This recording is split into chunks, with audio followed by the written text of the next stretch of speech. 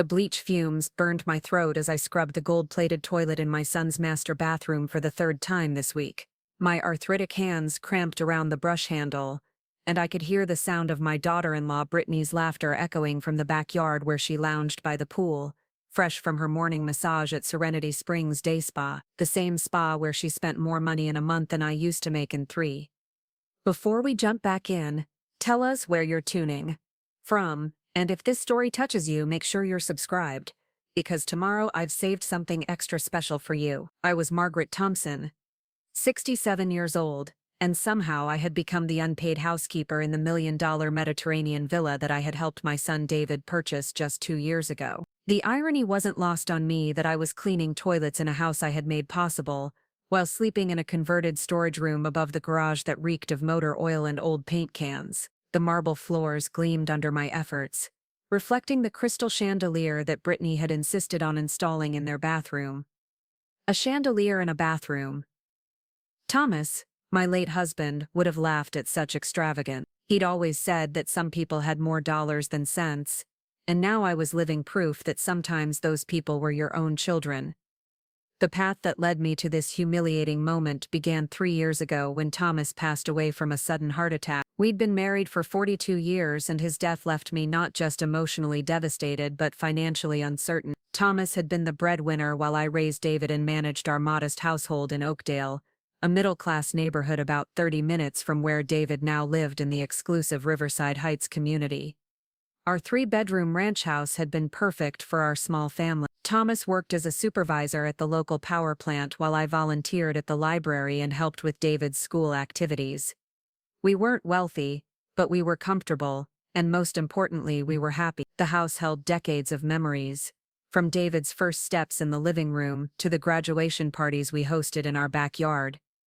After the funeral, David approached me with what he called a proposition. He was 29 then, working as a marketing executive and newly married to Brittany, a woman whose primary occupation seemed to be taking photographs of her food and posting them on social media. They were renting a small apartment in Sacramento, but David had bigger dreams. He wanted to buy a house in Riverside Heights, the kind of place where successful people lived, where he could entertain clients and build the image he felt his career required. The problem was the down payment. Even with both their incomes, they couldn't afford the kind of house David envisioned. That's where I came in. David suggested I sell my house in Oakdale and contribute the proceeds toward their new home purchase. In return, they would build me a beautiful in-law suite where I could live comfortably while being close to family. It seemed like a perfect solution to my loneliness and financial concerns. I remember sitting in my kitchen, the same kitchen where Thomas and I had shared countless meals and conversations, weighing David's proposal. The house felt too big and empty without Thomas, and the memories sometimes overwhelmed me. The idea of starting fresh, of being useful to my son's growing family, held genuine appeal. David painted a picture of Sunday dinners together, of grandchildren who would grow up knowing their grandmother, of a life where I wouldn't have to face my grief alone. Looking back, I can see the warning signs I chose to ignore. David never asked about my feelings regarding leaving my home. He never inquired about my own plans or dreams for this new chapter of my life. The conversation was entirely focused on what I could do for them, what I could contribute to their vision of success. But grief has a way of clouding judgment, and I was desperate for connection, for purpose, for family. The sale of my house generated $450,000, money that Thomas and I had never imagined we'd accumulate through decades of careful living and modest investment. David and Brittany found their dream home, a sprawling Mediterranean-style villa with 4 bedrooms, 3.5 bathrooms, a 3-car garage, and a backyard that looked like something from a resort magazine. The pool had an infinity edge, there was an outdoor kitchen with a pizza oven, and the master suite was larger than my entire living room had been. My contribution covered the down payment and then some, leaving David and Brittany with a manageable mortgage that fit comfortably within their budget. I felt proud to be able to help my son achieve his dreams, to give him the kind of leg up in life that Thomas and I had never received from our own parents. The in-law suite David had promised turned out to be what real estate agents might generously call a bonus room above the garage. It had been intended as storage space, with rough concrete floors, exposed insulation, and a single small window that looked out onto the neighbor's air conditioning unit.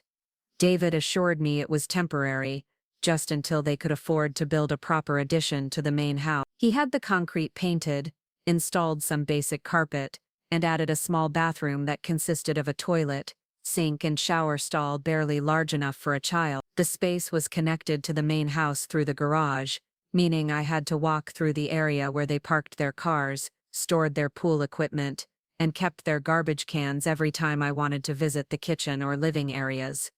In winter, the garage was freezing. In summer, it became an oven that no amount of fans could cool adequately.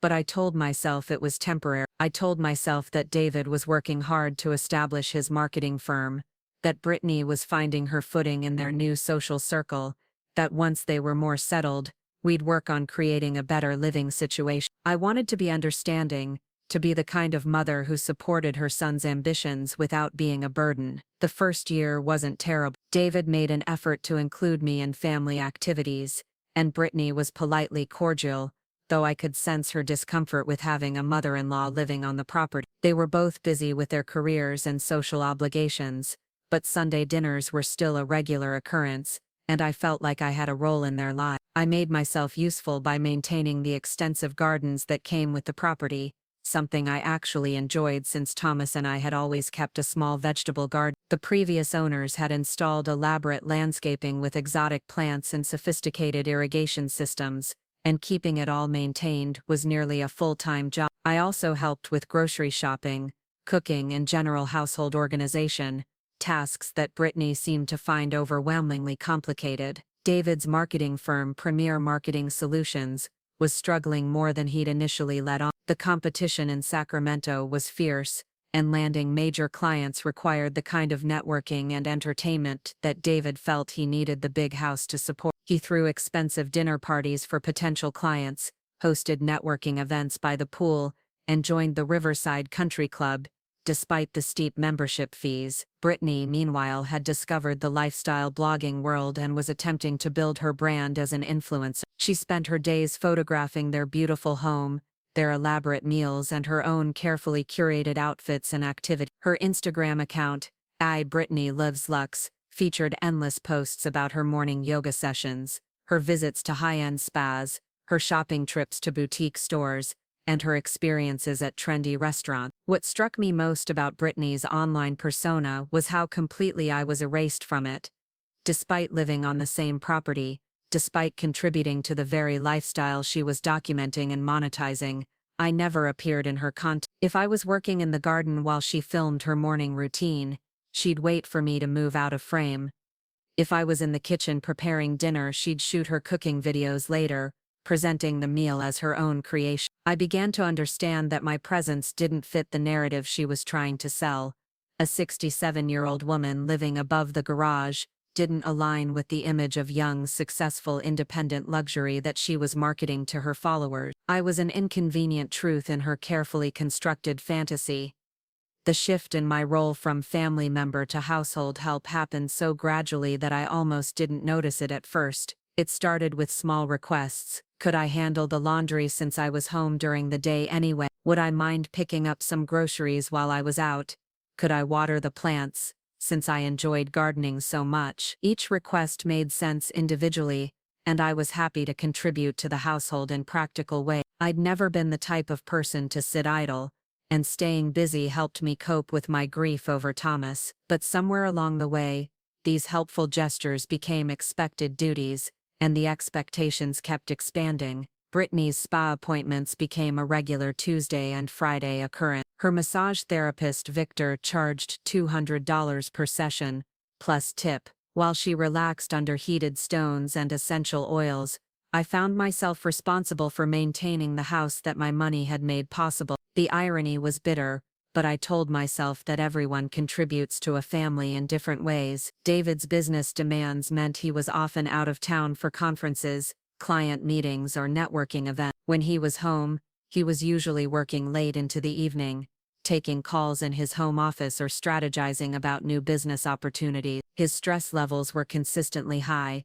and I could see the pressure he felt to succeed, to justify the lifestyle they'd adopted, to prove that his decision to buy such an expensive house had been sound. I tried to be supportive, to lighten his load by taking care of domestic responsibilities, so he could focus on building his career. I cooked elaborate dinners for his client entertainment, maintained the garden so the property always looked perfect for Brittany's social media content, and handled the day-to-day household management that kept their lives running smoothly. But somewhere in this arrangement, I stopped being David's mother and became something closer to hired help. The Sunday dinners became less frequent, then sporadic, then nearly non-existent. David would grab a plate from whatever I'd prepared and eat in his office while working. Brittany would take photos of the meal for her Instagram, then pick at a small portion while discussing her latest social media strategy, or complaining about the challenges of building her brand. My own needs and comfort became secondary to maintaining the image they were working so hard to project. When the air conditioning in my garage apartment failed during a particularly hot summer week,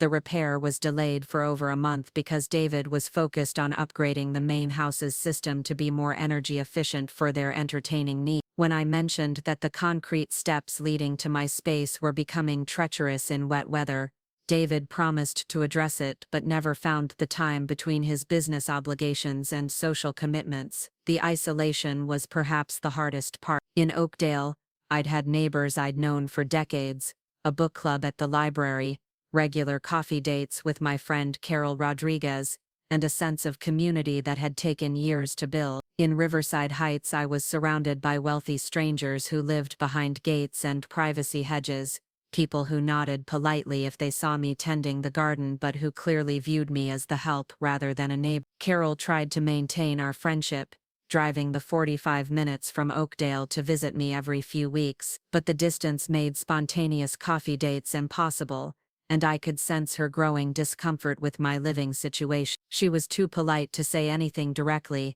but I could see the questions in her eyes as she took in my converted storage space, the way I had to escort her through the garage to reach the main house, the obvious disparity between my accommodations and the luxury David and Brittany enjoyed. During one of Carol's visits, about 18 months after I'd moved in, she made a comment that stuck with me. We were sitting in my small space, drinking coffee from mismatched mugs, because I'd only been able to bring a few personal items when I sold my house, and she looked around with barely concealed dismay. "Maggie," she said carefully, "you know I love David like he was my own son, but this isn't right.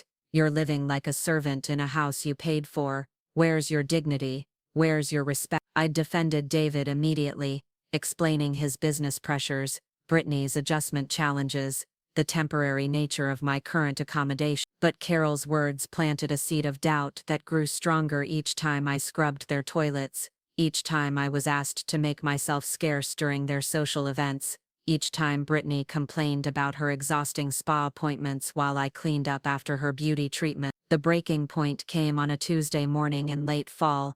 I'd been living in the garage apartment for nearly 2 years, and the promised addition to the house remained nothing more than vague future plans that David mentioned whenever I seemed particularly frustrated with my living situation. Brittany had returned from her usual morning massage, glowing and relaxed, carrying shopping bags from her post-spa retail therapy session. I was in the main house kitchen preparing ingredients for a dinner party they were hosting that evening for some of David's potential clients. The menu was elaborate, designed to impress, and I'd spent the morning shopping for specialty ingredients and premium cuts of meat that cost more than I used to spend on groceries in a month. Brittany breezed into the kitchen, barely acknowledging my presence as she began unpacking her shopping bags on the counter I'd just finished cleaning.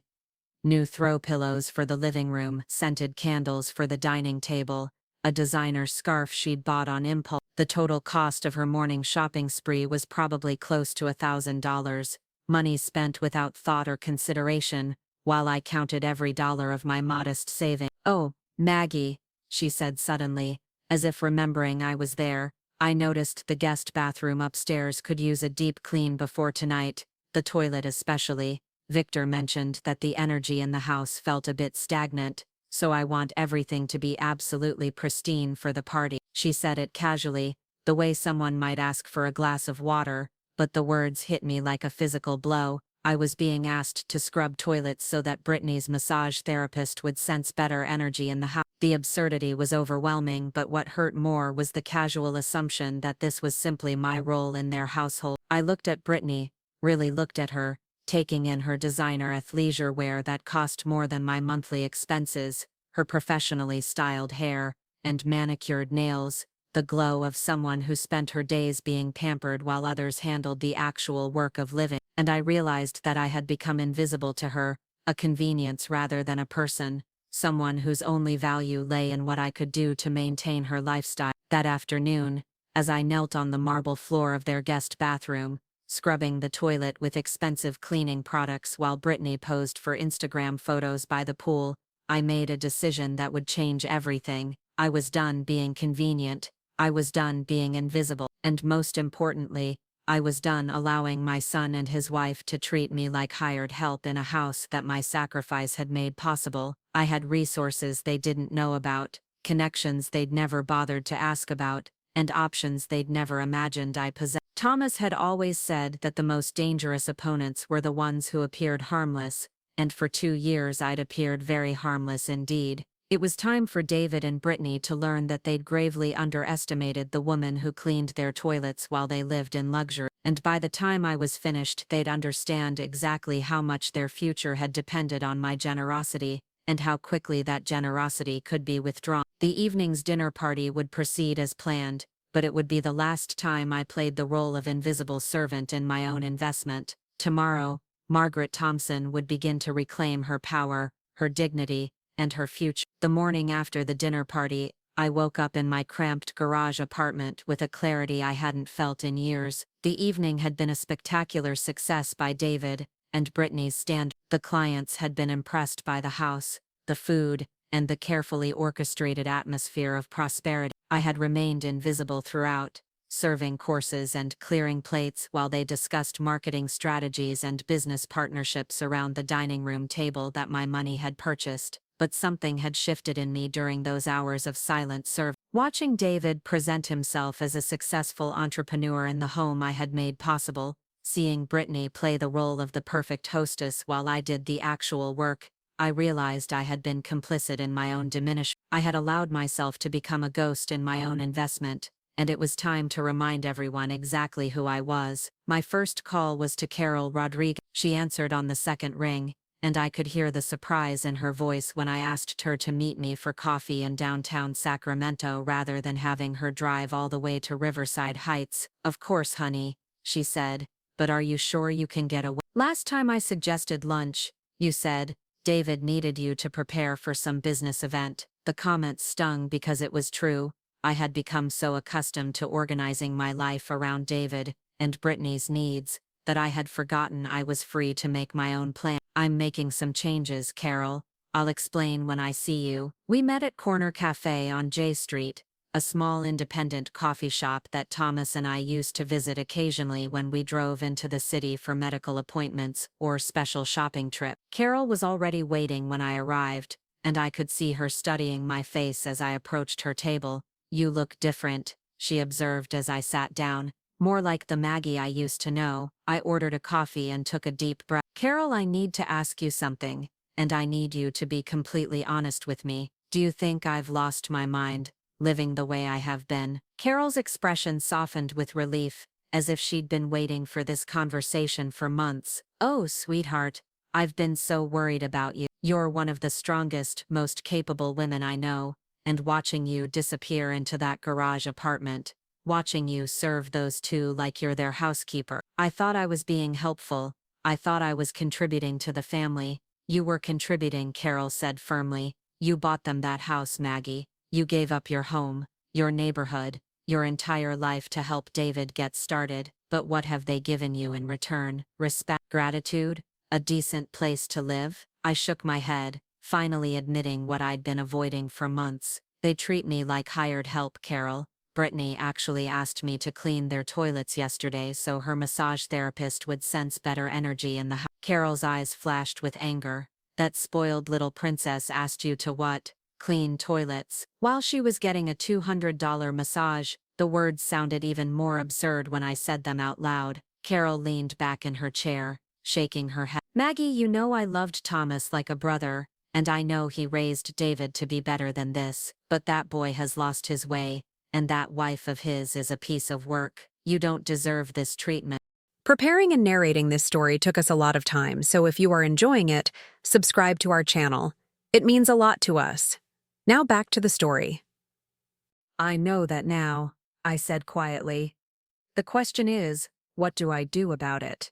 Carol studied me for a long moment. What do you want to do about it? The question hung in the air between us. What did I want? For 2 years, I had focused entirely on what David and Brittany wanted, what they needed, what would make their lives easier and more successful. I had forgotten that I was allowed to have wants of my own. I want my dignity back, I said finally. I want to be treated like a human being instead of an inconvenience. I want David to remember that I'm his mother, not his servant, and I want Brittany to understand that the lifestyle she's documenting on social media exists because of my sacrifice. Carol nodded approvingly. Those sound like reasonable goals. Now, what leverage do you have to make those things happen? The question surprised me. Leverage implied a kind of strategic thinking that felt foreign after 2 years of passive accommodation. But as I considered it, I realized I had more power in this situation than I'd been acknowledging. The house, I said slowly. I may not be on the deed, but I provided the down payment. Without my contribution, they never could have afforded it. That's a start, Carol agreed. What else? I thought about the daily reality of David and Brittany's life, the elaborate structure of maintenance and support that kept their image intact. I do everything for them. The cooking, cleaning, garden maintenance, household management. Brittany couldn't maintain that house or her social media presence without me doing the actual work. And, Carol prompted, and David's business is still struggling. He puts on a good show, but I see the bills. I hear the phone calls. They're stretched thin financially, and they depend on the image of success to attract clients. I paused, remembering something I'd overheard. Actually, I think they're depending on me more than I realized. David mentioned something about needing to refinance soon, and with the market changes, they might need a cosigner. Carol's eyebrows rose. A cosigner with good credit and assets? Exactly. I felt a spark of something I hadn't experienced in years. Not anger. Exactly. But a kind of strategic awareness. They need me more than they've been admitting, even to themselves. So what's your plan? I stared into my coffee cup, ideas forming. I think it's time for David and Brittany to understand the true cost of my contribution. And I think it's time for me to start making some demands, instead of just accepting whatever they're willing to give me. Carol smiled, and for the first time in months, I felt like myself again. There's the Maggie Thompson I know and love. Thomas would be proud. After coffee with Carol, I drove back to Riverside Heights with a new sense of purpose. Instead of going directly to my garage apartment, I parked on the street and really looked at the property I had made possible. The manicured lawn, the expensive landscaping, the 3 luxury cars in the driveway, the infinity pool glittering in the afternoon sun. Every element represented a level of success and prosperity that David and Brittany could never have achieved without my financial contribution. But more than that, I realized every element required ongoing maintenance and support that I provided. The gardens didn't maintain themselves. The house didn't clean itself. The elaborate meals that supported David's business entertaining didn't cook themselves. I wasn't just a financial contributor to their lifestyle, I was an essential operational component. I found Brittany in the kitchen, photographing her lunch for Instagram. She had prepared what she called a mindful salad bowl, arranging organic greens, exotic fruits and artisanal cheese in an aesthetically pleasing pattern. The ingredients had cost more than $40, and she would eat perhaps half of it before losing interest. "Oh, Maggie," she said without looking up from her phone camera, "could you clean this up when you get a chance? I want to post this before the lighting changes, and then I have my yoga class." I stood in the doorway, observing her performance. The ring light she used for food photography, the professional camera she'd convinced David to buy for her content creation, the carefully curated backdrop that made their kitchen look like something from a magazine. All of it supported by my labor and made possible by my money. Actually, Brittany, I need to talk to you and David about some changes I'm considering. She finally looked up, surprised by something in my tone. Changes? Yes, I've been thinking about my living situation, my role in this household and my future plan. I think it's time we had a family discussion about how things are working. Brittany's carefully maintained smile faltered slightly. Is something wrong? You seem different today. Nothing's wrong, I assured. I'm just ready to be more proactive about my life instead of just going along with whatever seems convenient for everyone else. Oh? Brittany appeared genuinely confused by this concept. Well, David's in his office on a conference call, but maybe we could talk later. Tonight would be good.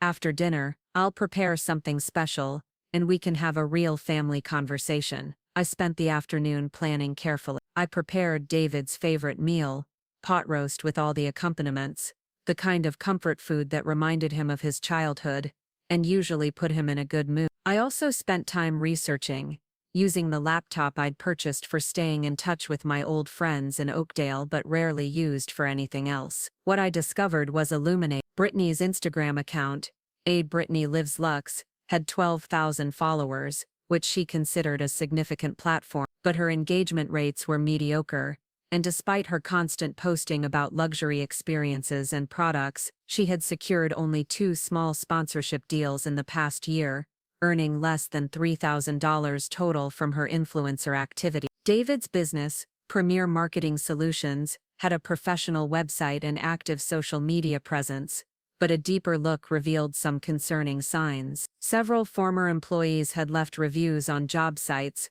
mentioning unpaid overtime and delayed salary payment. His business address was registered to a shared office space rather than a dedicated facility. Most tellingly, his recent client testimonials were sparse and generic. I also researched property values in Riverside Heights and discovered that their house had appreciated significantly since purchase, now worth approximately $2.1 million. With their current mortgage balance, they had substantial equity, but that equity was only accessible through refinancing or sale. By the time David came downstairs for dinner, I had a clear picture of their actual financial situation versus the image they worked so hard to project. They were house rich but cash poor, dependent on maintaining their expensive lifestyle to attract the business that would eventually make that lifestyle sustainable. It was a precarious balance, and I was the hidden foundation that made it possible. "This smells incredible, Mom," David said as he entered the dining room.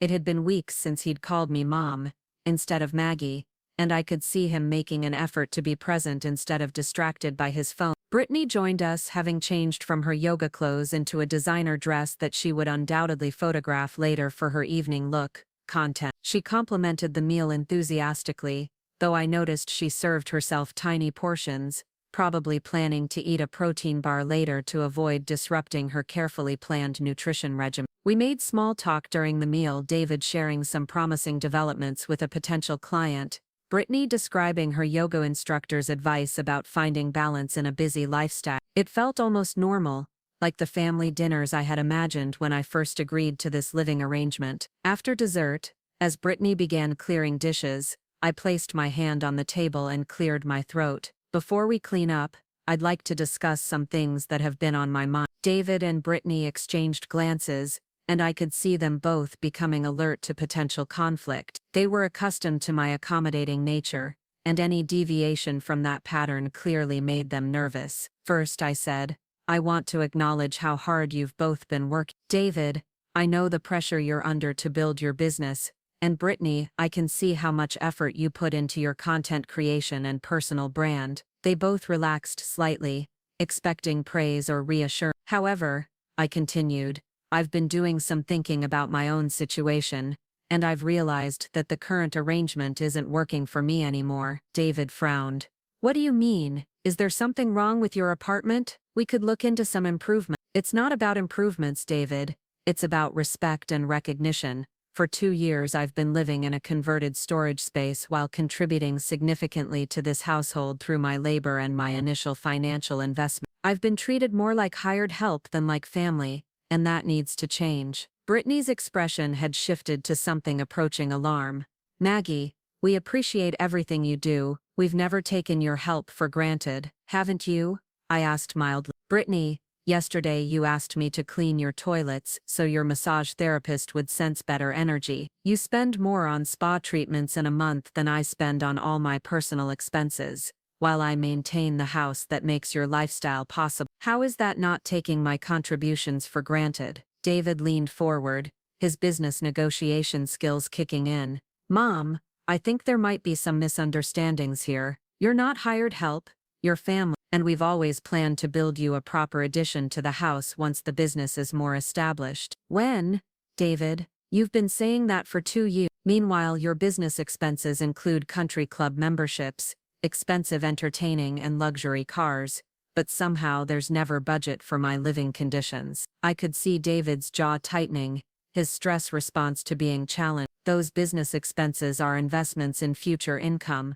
You know I'm working towards something bigger here. I do know that. And I also know that those investments are only possible because I provided the down payment for this house and because I handle all the domestic labor that supports your image of success. Which brings me to my main point. I paused, letting the tension build. Both of them were now fully focused on me, and I could see the beginning of real concern in their eyes. I've decided that I need to make some changes to my living situation and my role in this household. I'm 67 years old, and I have my own life to consider. I can't continue indefinitely as an unpaid domestic worker living in substandard accommodations. Brittany spoke first, her voice carefully controlled. What kind of changes are you thinking about? Well, I have several options. I could find an apartment in Sacramento, closer to my old friends and activities. I could look into senior living communities that offer the kind of lifestyle and amenities that would suit someone my age, or I could explore moving back to Oakdale,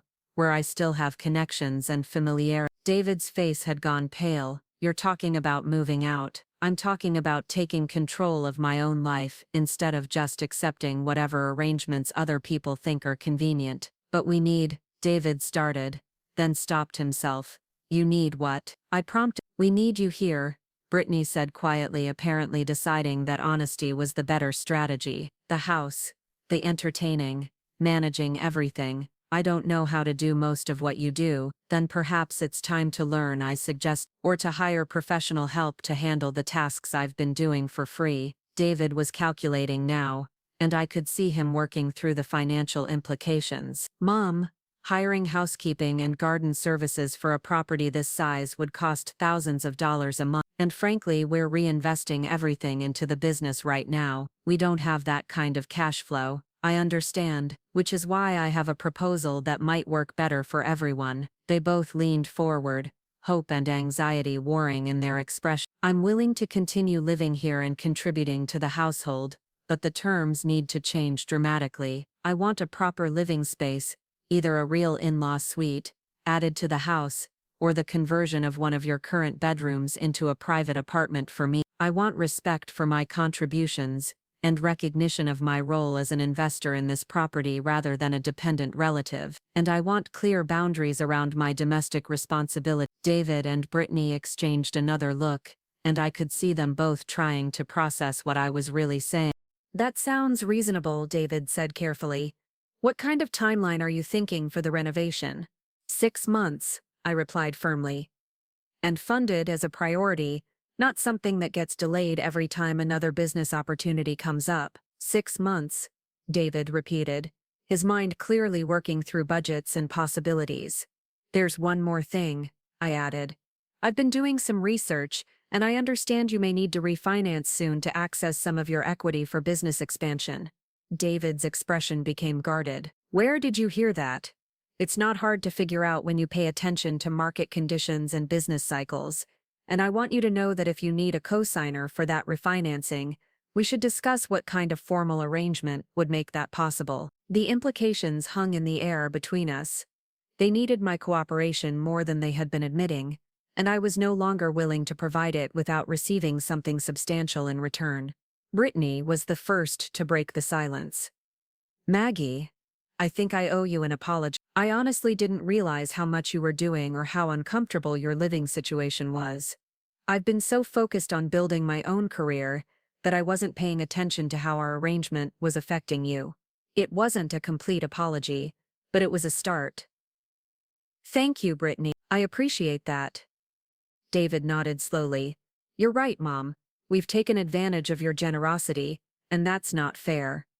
Let me work up some numbers for the renovation and see what we can make happen. I'm glad to hear that, I said, standing up from the table. Why don't you both take some time to think about what I've said, and we can continue this conversation in a few days. In the meantime, I'll be making some calls to explore my other options, just so I have a complete picture of my possibilities. As I headed toward the garage, leaving them to clean up the dinner dishes for the first time in months, I felt a satisfaction I hadn't experienced since Thomas was alive. I had spoken my truth, established my worth, and put them on notice that the old arrangement was ended. Tomorrow, I would begin the next phase of my plan. I had given David and Brittany a chance to do the right thing voluntarily, but I wasn't naive enough to believe that would actually happen. People who had grown comfortable with exploitation rarely gave up their advantages without significant pressure. It was time to contact some old friends and explore exactly what options I really had. Because if my son and daughter-in-law couldn't treat me with the respect I deserved, I was prepared to show them just how much their comfortable life depended on my continued cooperation. The toilet cleaning days were over, one way or another. The next morning, I woke up with a sense of purpose I hadn't felt since Thomas was alive. Instead of immediately beginning my usual routine of household maintenance, I made myself a proper breakfast and sat down with my laptop to make some long overdue phone calls. My first call was to Frank Miller, Thomas's former business partner at the power plant. Frank had retired the same year Thomas passed away, but we'd stayed in touch through Christmas cards and occasional calls. What David and Brittany didn't know was that Frank had gone on to become quite successful in real estate development after his retirement, using his engineering background and pension to build a small empire of commercial property. Maggie Thompson, Frank's voice boomed through the phone when he recognized my number. I was just thinking about you and wondering how you were settling in with David's family. That's actually why I'm calling, Frank. I could use some advice from someone who understands property and investments. There was a pause, and when Frank spoke again, his tone was more serious. Is everything all right? You sound different. I found myself telling Frank the entire story, from selling my house to help David with his down payment, to my current living situation above the garage. Frank listened without interrupting, though I could hear him making occasional sounds of disapproval. Let me get this straight, he said when I finished. You gave them $450,000 for their down payment. You're living in a converted storage room, and you're working as their unpaid housekeeper while the daughter-in-law gets weekly massage. That's an accurate summary, yes. Frank was quiet for a long moment. Maggie, I'm going to say something Thomas would have said if he were here. You're being played for a fool, and it's time to stop it. I'm starting to realize that. The question is how. Well, the first thing you need to understand is your legal position. Did you structure your down payment contribution as a gift or as an investment? I thought back to the paperwork we'd signed. Honestly, Frank, we didn't structure it as anything formal. David just said he needed help with the down payment, and I wrote a check. No loan documents, no agreement about repayment or equity sharing. Nothing like that. It was family helping family. Frank sighed. That's unfortunate from a legal standpoint, but it's not necessarily the end of the world. What's the current value of the property? I told him what I'd researched about comparable sales in Riverside. So they've got significant equity, much of which exists because of your initial investment. And you're saying David's business is struggling and they might need to refinance? That's my understanding. Here's what you need to know, Mag. In California, there are some interesting laws about financial elder abuse and unfair business practices. If someone can prove they were coerced or manipulated into making financial contributions that primarily benefited someone else, there are legal remedies available. This was new information to me.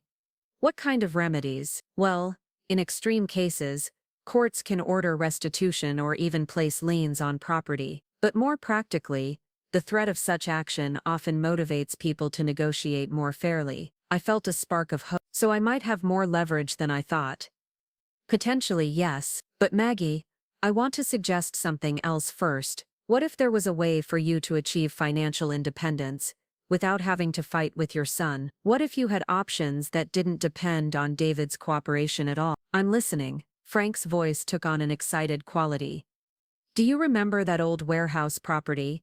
Thomas inherited from his uncle. The one in Stockton that you two always talked about but never did anything with. I nearly dropped the phone. I had completely forgotten about the warehouse. Thomas's uncle had left it to him about 15 years ago, a small industrial property, in an area that was mostly vacant lots and struggling businesses. We'd paid the property taxes faithfully, but had never found a profitable use for it. The rental income barely covered the maintenance costs, so we'd essentially written it off as a family obligation rather than an investment. Frank, that old place is still sitting empty. We never found a tenant who could make the rent worthwhile. Maggie, I need you to listen very carefully. Do you remember where exactly that warehouse is located? I gave him the address from memory. Frank whistled low. I thought so. Maggie, you're sitting on a gold mine. The city of Stockton has been developing that entire district over the past 3 years. They're building a new transit hub, and there are plans for mixed-use development throughout the area. Properties like yours are selling for 20 to 30 times what they were worth 5 years ago. My heart started racing. How much are we talking about? I'd need to see the exact property details, but based on the address and what I know about recent sales in that area, you could be looking at anywhere from $2 to $4 million. I sat down heavily, my mind reeling. Million? Frank, are you I'm sure enough that I think you should have it appraised immediately. And Maggie, if I'm right about the value, you have options you haven't even considered. You could sell that property and buy yourself any kind of housing situation you want. You could move anywhere, live however you choose, completely independent of whatever David and Brittany decide to do. After I hung up with Frank, I sat in my small apartment, trying to process what I'd learned. If the warehouse was worth what Frank suspected, everything changed. I wouldn't need David's cooperation to improve my living situation. I wouldn't need to negotiate for respect or fair treatment. I could simply leave and create whatever life I wanted. But more than that, I realized I would have leverage that David and Brittany couldn't even imagine. They were struggling financially, dependent on maintaining an expensive lifestyle to support David's business image, and here I was, potentially sitting on millions of dollars they didn't know existed. My next call was to a commercial real estate appraiser Frank had recommended. The earliest appointment I could get was the following week, but the appraiser agreed to do some preliminary research and call me back with rough estimates based on recent comparable sales. While I waited, I decided to do some investigation of my own. I drove to Stockton, about an hour from Riverside Heights, to look at the warehouse property with fresh eyes. I hadn't visited it in over 2 years, and what I found amazed me. The neighborhood was completely transformed. Where there had once been empty lots and struggling businesses, I now saw new construction, trendy restaurants, art galleries, and loft apartments. The transit station Frank had mentioned was clearly under construction, with modern architectural elements and signs promising completion within 18 months. My warehouse sat on a corner lot, larger than I'd remembered, with excellent visibility and access. The building itself was solid but dated, exactly the kind of property that developers love to acquire for renovation or redevelopment. As I stood looking at it, I could envision the upscale retail or restaurant space it could become. A young woman approached me from the coffee shop across the street. "Excuse me, are you the owner of this building?" "I am," I replied, curious. "I'm Sarah Chen, and I manage the coffee shop. We've been hoping to expand, and this location would be perfect for us. Do you know if it might be available for lease?" I introduced myself and learned that Sarah's coffee shop was part of a small chain that specialized in artisanal coffee and local pastry. They were looking for a second location and had been watching my property for months, hoping it would become available.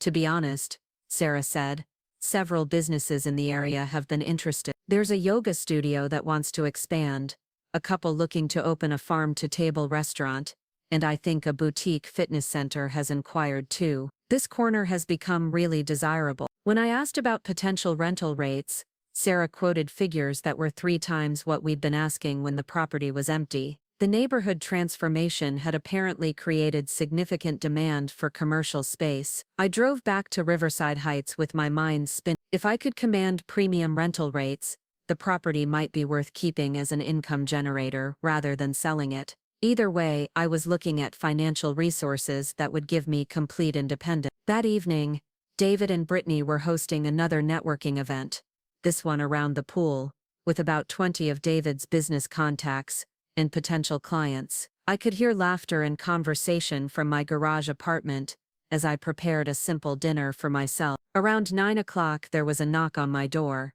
David stood outside, looking slightly uncomfortable.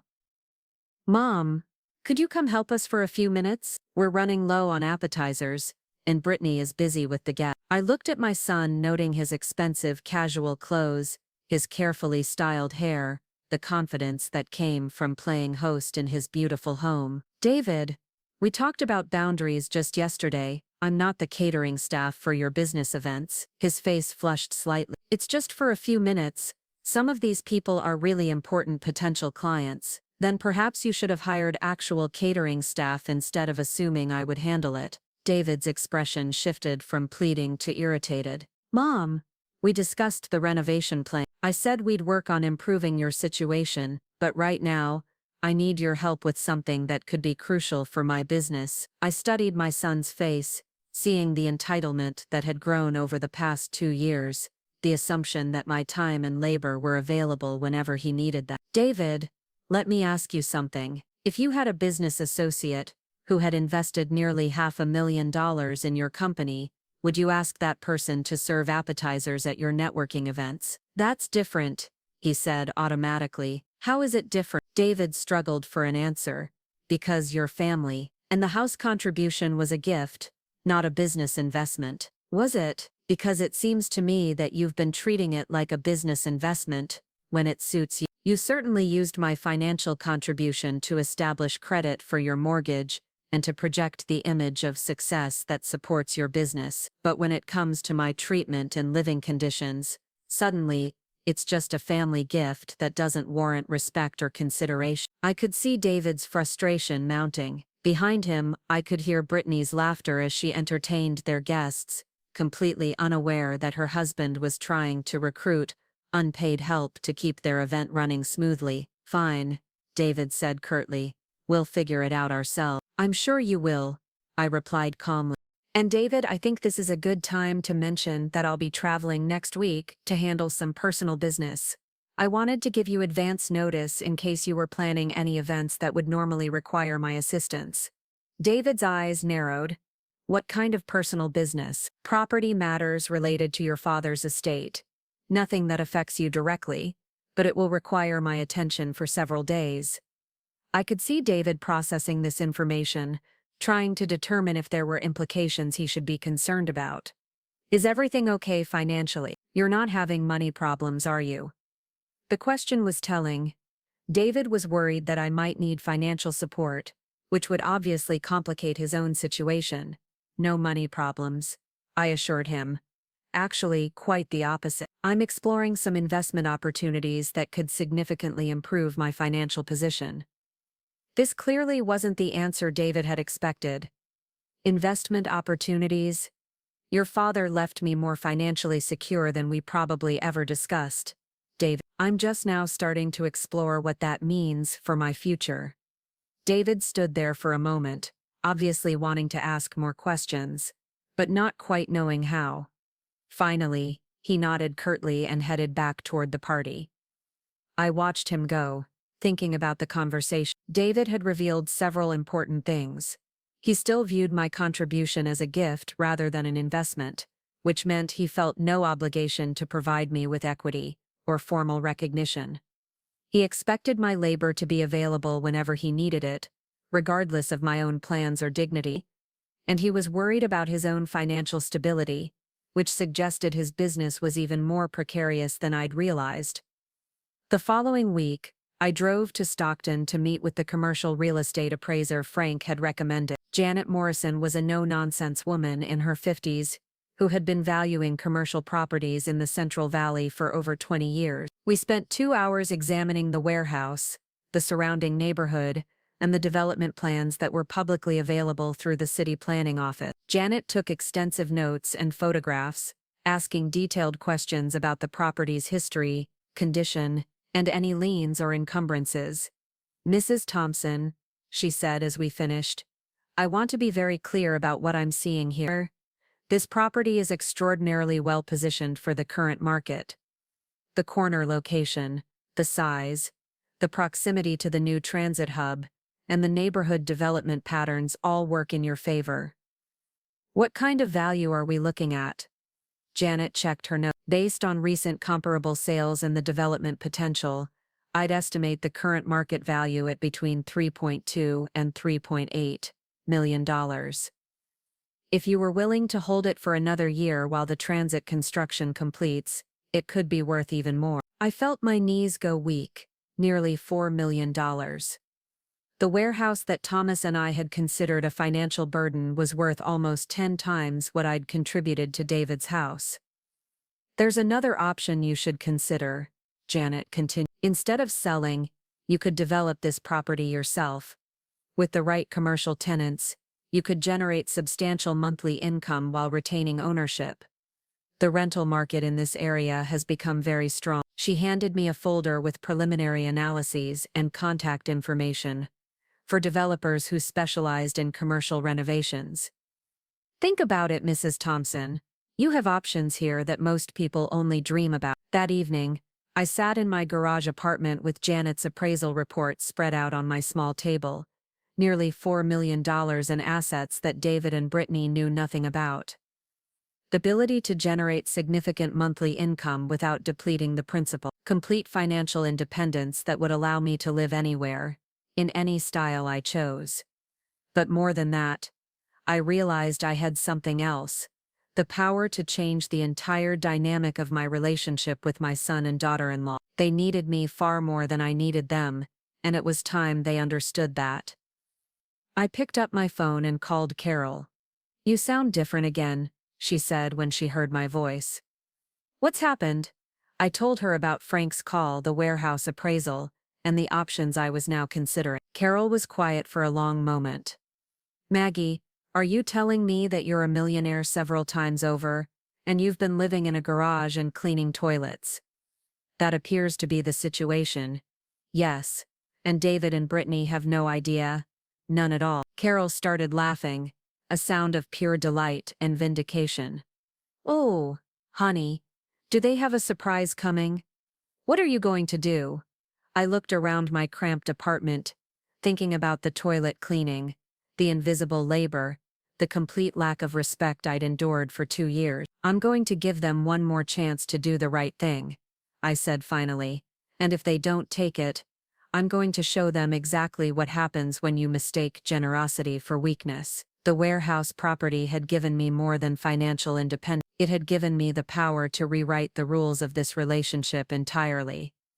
David and Brittany were about to learn that the woman they'd been treating as hired help was actually holding all the cards, and I was finally ready to play them. 3 weeks after discovering the true value of my warehouse property, I was ready to implement my plan. I had spent those weeks carefully gathering information, consulting with professionals, and preparing for what would likely be the most important conversation of my relationship with David and Brittany. My attorney, Susan Walsh, had been thorough in explaining my legal options. While I couldn't retroactively claim equity in David's house based on my down payment contribution, I had several other avenues available. California's elder abuse statutes provided protection against financial exploitation, and the pattern of unpaid labor combined with substandard living conditions could constitute a form of economic abuse. More importantly, I had discovered that David and Brittany were indeed planning to refinance their mortgage to access equity for David's business expansion, and they would almost certainly need a cosigner with strong credit and assets. Frank Miller had introduced me to a commercial property management company that specialized in developing warehouse properties for retail and restaurant use. They had presented me with a comprehensive plan that would transform my Stockton property into a modern commercial center, with projected rental income of $35,000 per month once fully leased. The development would require an initial investment of $400,000, but the return would provide me with complete financial independence within 2 years. Most importantly, I had arranged for a backup plan that would ensure my security regardless of how David and Brittany responded to my ultimatum. Carol had found me a beautiful 2-bedroom condominium in a senior living community in Sacramento, with a golf course, social activities, and the kind of lifestyle I could actually enjoy. The purchase was contingent on my approval, but I could close on it within 30 days if necessary. On a Tuesday morning in late spring, I prepared what I knew would be my final elaborate meal for David and Brittany's entertainment purposes. They were hosting a dinner party that evening for potential investors in David's business expansion, and the guest list included some of Sacramento's most prominent business leaders. David had specifically requested prime rib with all the traditional accompaniments, the kind of expensive, impressive meal that would reinforce his image as a successful entrepreneur worth investing in. I spent the morning shopping for premium ingredients, using my own money as I had for countless meals over the past 2 years. The irony wasn't lost on me that I was financing the very events that supported David's business while living in conditions that wouldn't be acceptable for hired help. As I worked in the kitchen preparing the elaborate appetizers and side dishes that would complement the main course, I listened to Brittany on the phone with her social media manager. She was planning to document the evening's party for her Instagram account, positioning herself as a sophisticated hostess whose elegant entertaining skills attracted successful, influential people. Make sure you get shots of the table setting and the presentation, she was saying. My followers love the behind-the-scenes content about hosting at this level, and definitely capture the interactions with the guests. This could be huge for my lifestyle brand. I paused in my preparation, struck by the realization that Brittany planned to monetize an event I was making possible through my unpaid labor, using food I had purchased and prepared, in a house my money had made affordable. She would present herself as the creative force behind an evening that existed entirely because of my contributions, while I remained invisible in her carefully curated narrative. Around mid-afternoon, David came into the kitchen to check on the dinner preparation. He seemed more anxious than usual, and I could sense the pressure he felt about the evening's importance. "Everything looks fantastic, Mom," he said, surveying the elaborate spread I was preparing. "This could really make the difference for my business. Some of these investors could provide the capital I need to expand into the San Francisco market." "I'm glad I can help," I replied, continuing to work on the appetizer presentation. "David, after your guests leave tonight, I'd like to have a private conversation with you and Brittany about some decisions I need to make." David's attention sharpened. "What kind of decisions?" "Financial and living situation decisions that will affect all of." "Nothing urgent, but we should discuss it soon." I could see David's mind working, probably wondering if I was planning to ask for money or create some kind of disruption to his business plans. "Is there a problem? You've seemed different lately." "No problem," I assured him. "Actually, quite the opposite. I've had some very positive developments that are creating new opportunities for me, but those opportunities require some changes to our current arrangement." David nodded, though I could see he was preoccupied with the evening ahead. "We can definitely maybe this weekend? Tonight would be better, after your guests leave." Something in my tone must have conveyed the seriousness of what I was planning, because David's expression became more alert. "Okay.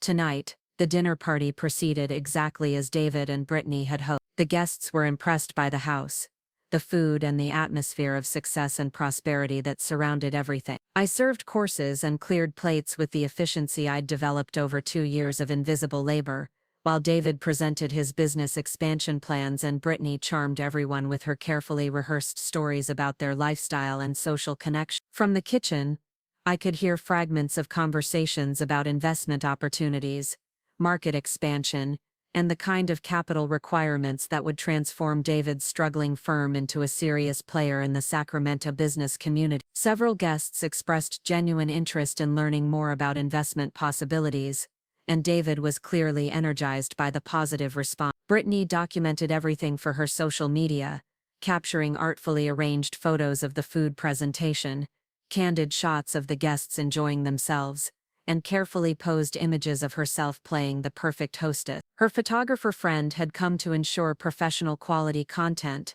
and I could see them planning shots that would maximize the visual impact of the evening. By 10:30 the last guests had departed, and David was practically glowing with satisfaction. Several potential investors had requested follow-up meetings, and one had even mentioned the possibility of immediate preliminary funding, if David's business plan met their requirements. "That was incredible," Brittany said as she and David surveyed the aftermath of the party. "Everyone was so impressed, and the content I got tonight is going to be amazing for my brand engagement. David poured himself a scotch, clearly planning to decompress from the evening's intensity. Mom? I can't thank you enough. The food was perfect. The service was seamless. Everything went exactly as we needed it to. I had finished loading the dishwasher and was wiping down the last of the serving surfaces. I'm glad it was successful. Now, shall we have that conversation I mentioned? David and Brittany exchanged glances, and I could see them both shifting mental gears from celebration to whatever family discussion they thought was coming. We sat in the living room, David still holding his scotch, Brittany curled up on the sofa in the designer dress she'd worn for the evening's photos. I took the chair across from them, the formal arrangement feeling appropriate for what I was about to say. First, I began, I want to acknowledge how important tonight was for your business, David. I could see that several people were genuinely interested in investing, and that's exactly what you needed. David nodded, relaxing slightly.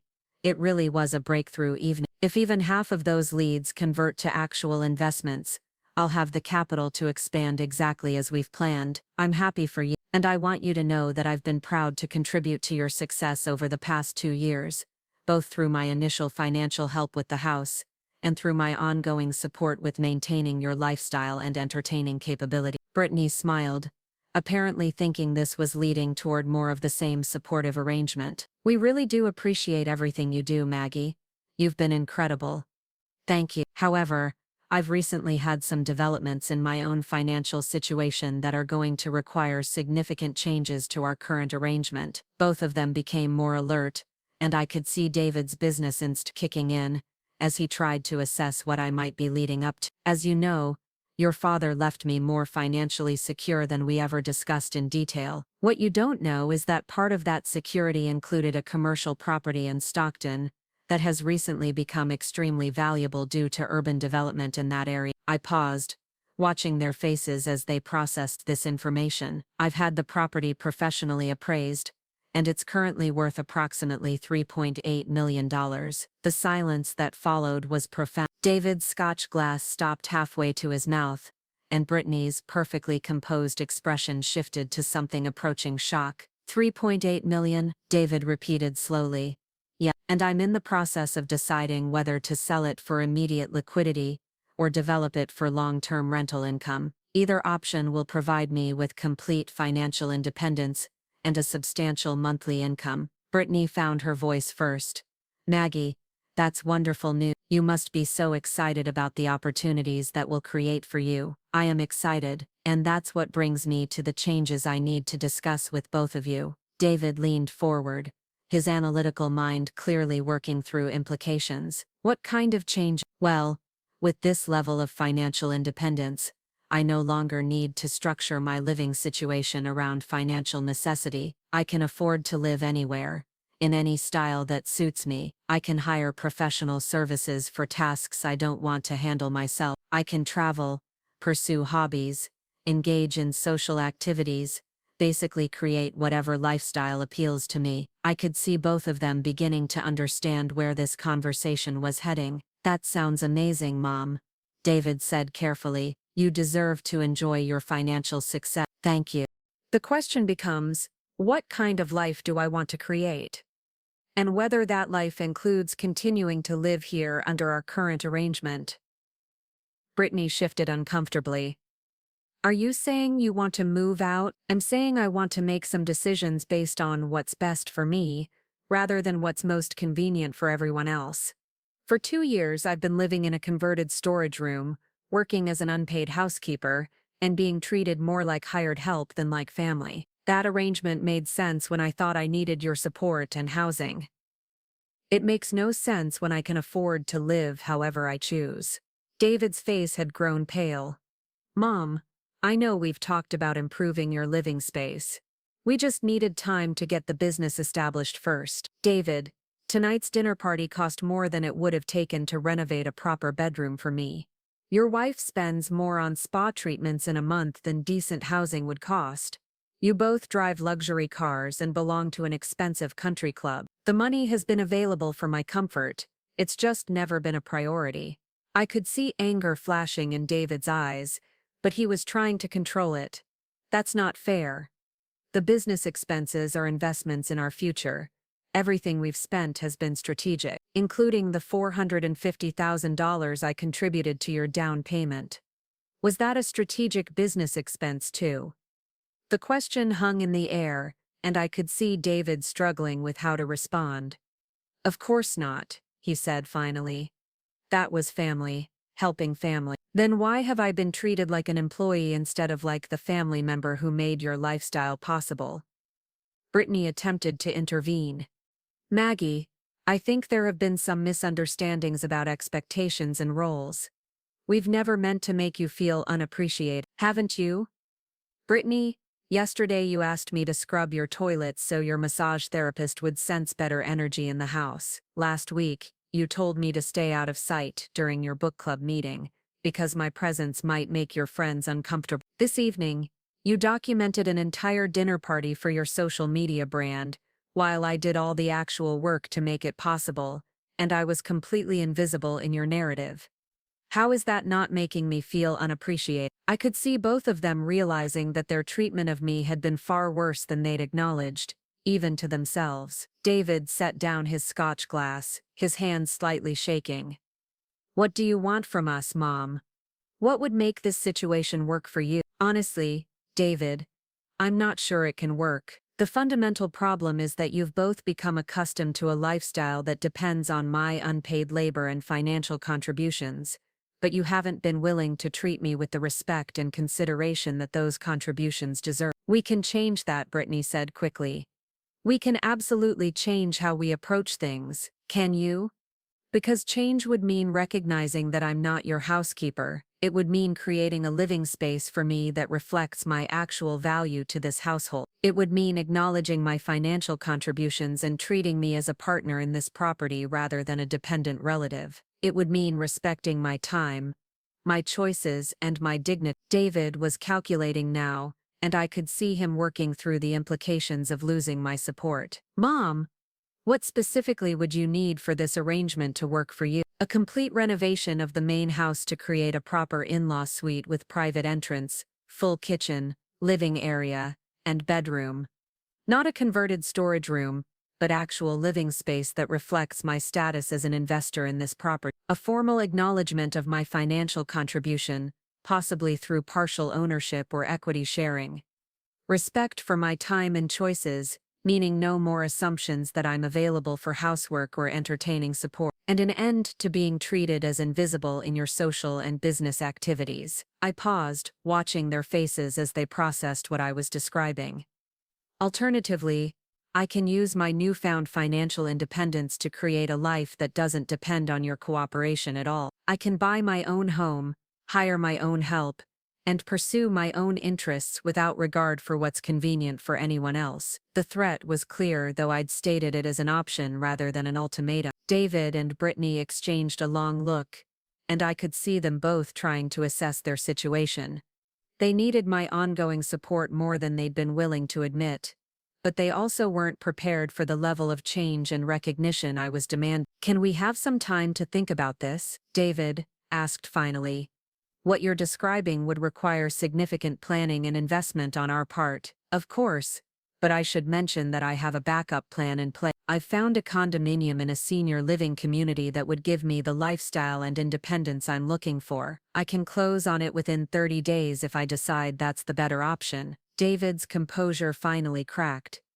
30. Mom, that's not enough time to arrange major renovations or restructure our entire household arrangement. Then perhaps you should have been working on those things during the 2 years I've been asking for basic respect and decent living conditions. I stood up, feeling a satisfaction I hadn't experienced since Thomas was alive. I'll give you 1 week to think about what you're willing to offer. After that, I'll need to make my own decisions about how to proceed. As I headed toward the garage apartment for what I hoped would be one of the last times, I heard Brittany's voice behind me, tight with barely controlled panic. David, if she leaves, how are we going to manage everything? The house, the entertaining, the whole lifestyle we've built. David's response was too quiet for me to hear, but I could imagine the conversation they were about to have. For the first time in 2 years, they would have to confront the reality of how much their comfortable life depended on my contributions, and how much power I actually held in our relationship. Tomorrow,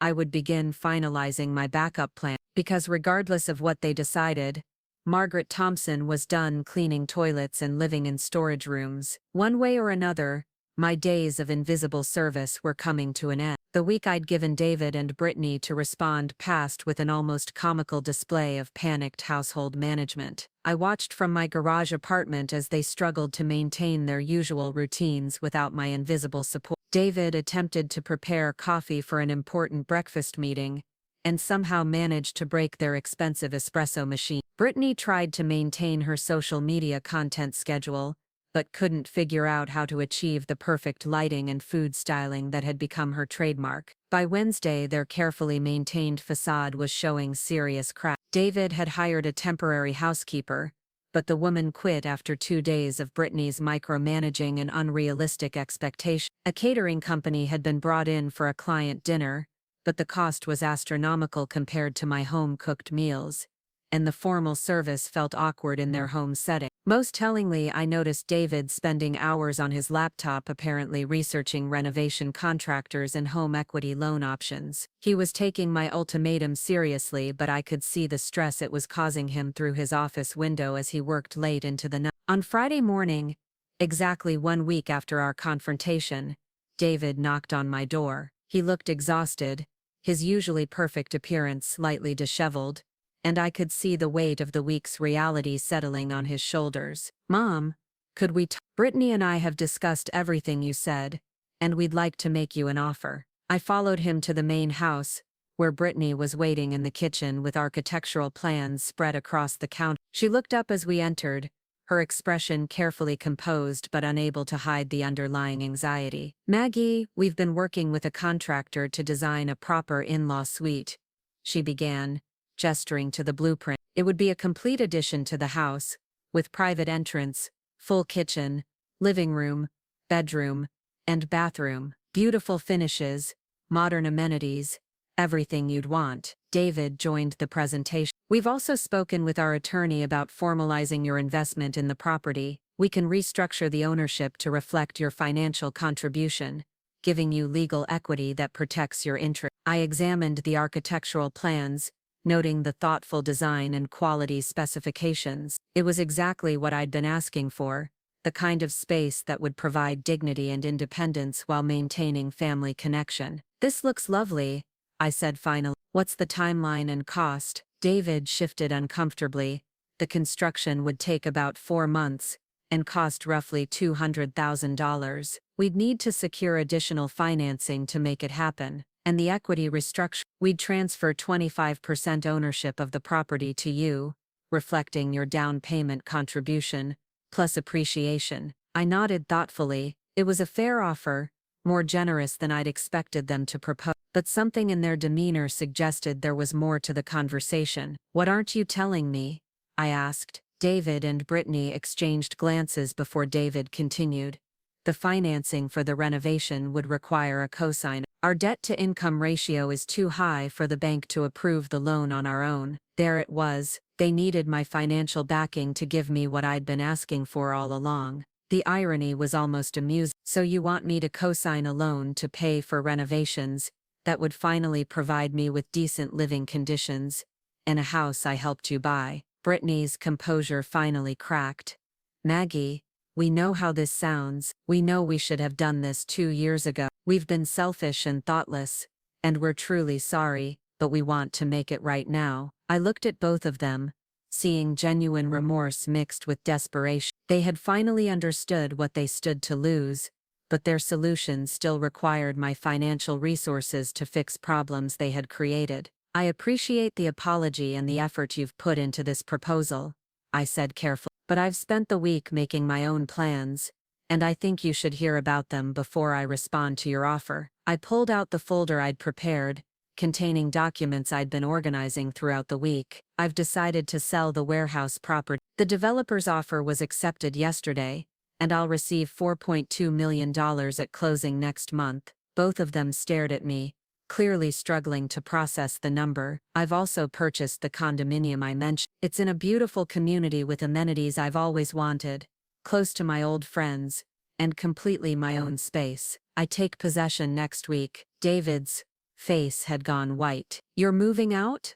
I'm moving on, Dave. I've spent 2 years being treated like hired help in a situation I made possible through my generosity. Your offer to rectify that is appreciated, but it's too late. Brittany's eyes filled with tears. Maggie, please, we can change. We can do better. I'm sure you can. But the question is whether you'll change because you recognize it's right, or because you're afraid of losing what I provide. This week has shown me it's the latter. I stood up, feeling lighter than I had in years. I'll be moving my belongings out over the next few days. I've arranged for a cleaning service to handle the deep cleaning you'll need, and I've left contact information for the services you'll require to maintain the property and lifestyle you've built. David found his voice. Mom, what about family? What about staying close? I smiled, feeling genuine warmth for the first time in our conversation. David, I'm not disappearing. I'm 40 minutes away, and you're welcome to visit any time. We can have dinner,